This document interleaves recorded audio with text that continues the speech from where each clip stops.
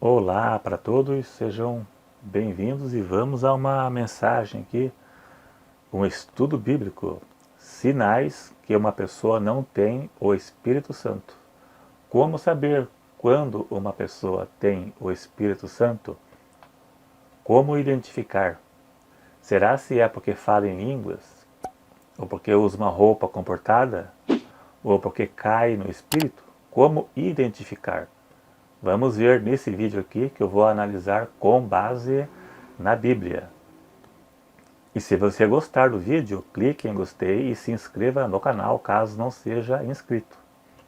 Uma das formas de identificar uma pessoa que tenha comunhão com Deus é como Jesus disse: pelos seus frutos os conhecereis.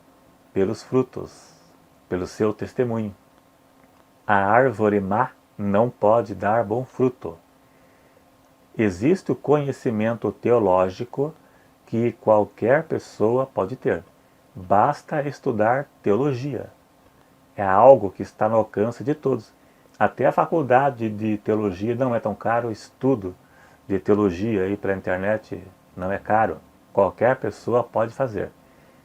Mas para muitos, ou talvez a maioria, é um estudo desprovido da revelação do Espírito Santo. Paulo disse: aprendem sempre e nunca podem chegar ao conhecimento da verdade. Existe uma classe de pessoas, de religiosos, que estudam a Bíblia, mas nunca chegam ao conhecimento da verdade. 2 Timóteo 3, verso 7, porque falta alguma coisa. Veja que Paulo disse: e nunca podem chegar ao conhecimento da verdade. Temos o exemplo bíblico dos fariseus dos tempos de Jesus. Eram religiosos e estudiosos da lei mosaica, mas foram para o inferno. Aprenderam sobre teologia, sobre a lei, mas não conseguiram chegar ao conhecimento da verdade, pois faltou a revelação do Espírito Santo. E isso também acontece nos dias de hoje. Hoje um cristianismo cheio de religiosos confundidos, que nunca chegam ao conhecimento da verdade. Claro que não se aplica a todos, né? A muitos, mas não a todos. Para chegar ao conhecimento da verdade, é necessário uma ação direta do Espírito Santo na vida da pessoa, desde o início de sua conversão. João 16, verso 8, diz que é o Espírito Santo que convence a pessoa do pecado. Ele convence. É necessário uma ação do Espírito Santo. O Espírito Santo convence a pessoa do pecado, transforma e regenera a pessoa. A pessoa precisa passar pelo processo da regeneração. E não é algo de si próprio, é do Espírito Santo. Samuel disse para Saul: e o Espírito do Senhor se apoderará de ti, e te mudarás em outro homem. Veja bem, 1 Samuel 10, verso 6.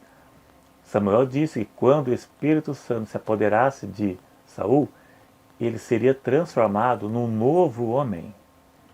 Indica que é impossível o Espírito Santo se apoderar de uma pessoa e ela continuar a mesma coisa na questão do pecado.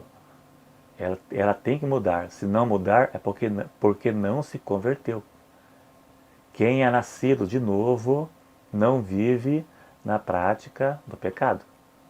Em Atos 5, verso 32, diz que o Espírito Santo é dado àqueles que lhe obedecem. Primeiro, a pessoa ouve o Evangelho e depois recebe. Pedro disse: arrependei-vos e convertei-vos para que os vossos pecados sejam apagados.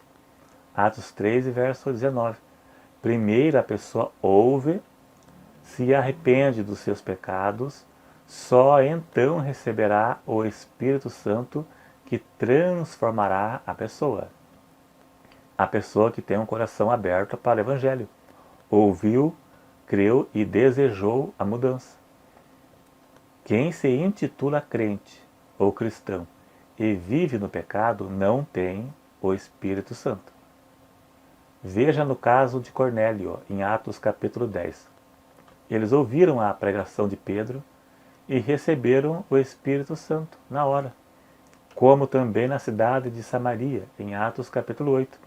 Lá diz que eles creram na pregação de Filipe, foram batizados, receberam o Espírito Santo. Mas primeiro creram e se arrependeram, se converteram. O Espírito Santo convence a pessoa do pecado. Esse é um dos atos do Espírito Santo na vida de uma pessoa. Quem não sabe discernir o certo do errado não tem o Espírito Santo. Quem faz coisas erradas achando que não é, não tem o Espírito Santo. Isso nós vemos com frequência. Pessoas errando achando que não está errado. 1 Coríntios 2, versos 14 e 15, o que Paulo disse. O homem natural não compreende as coisas do Espírito de Deus. Veja bem, natural. Porque ele parece uma loucura a obediência à palavra.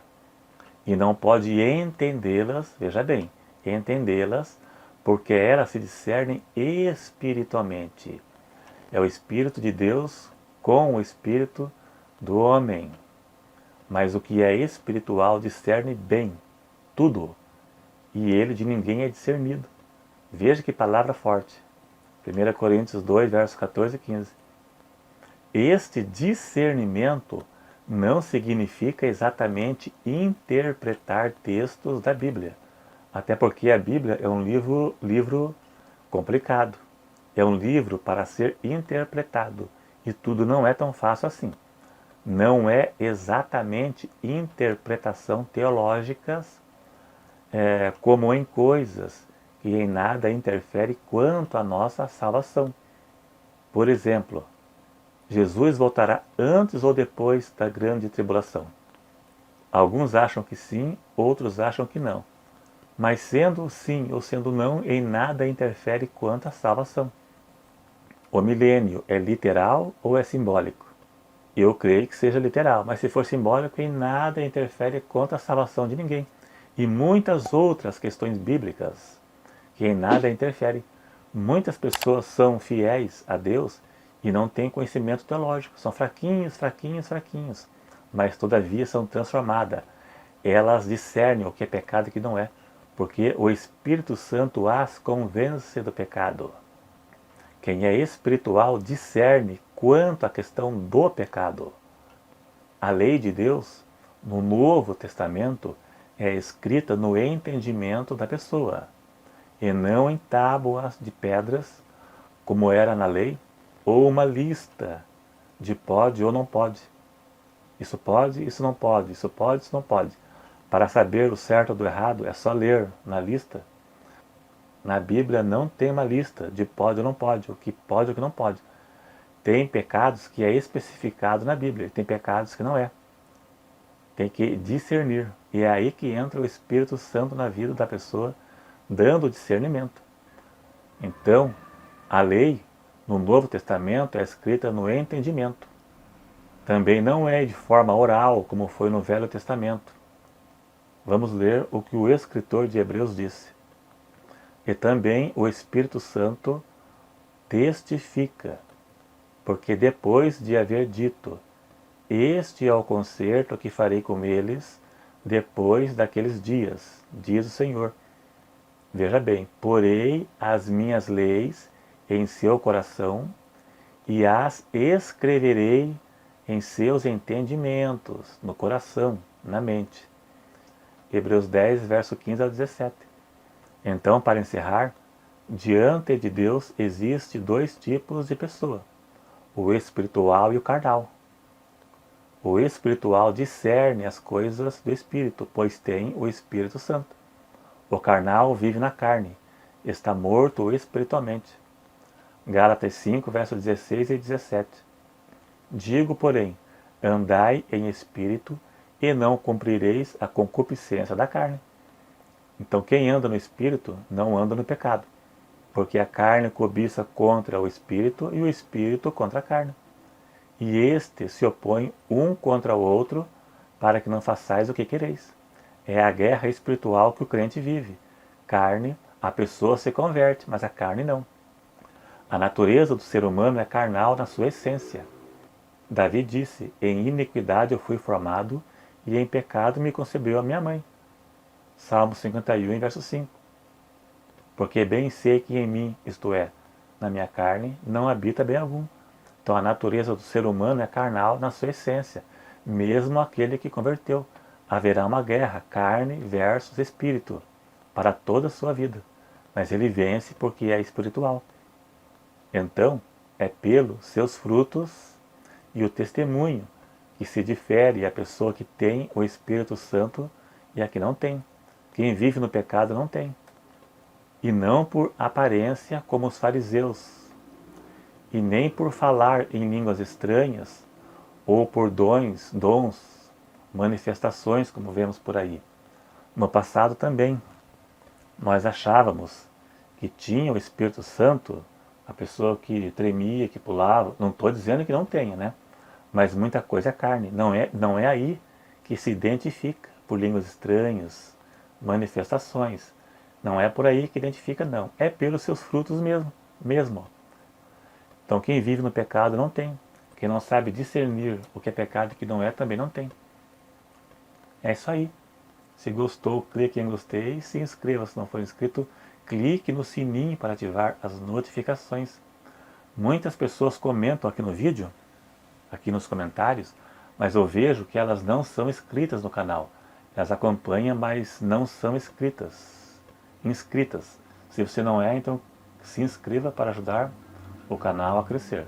Obrigado e até o próximo.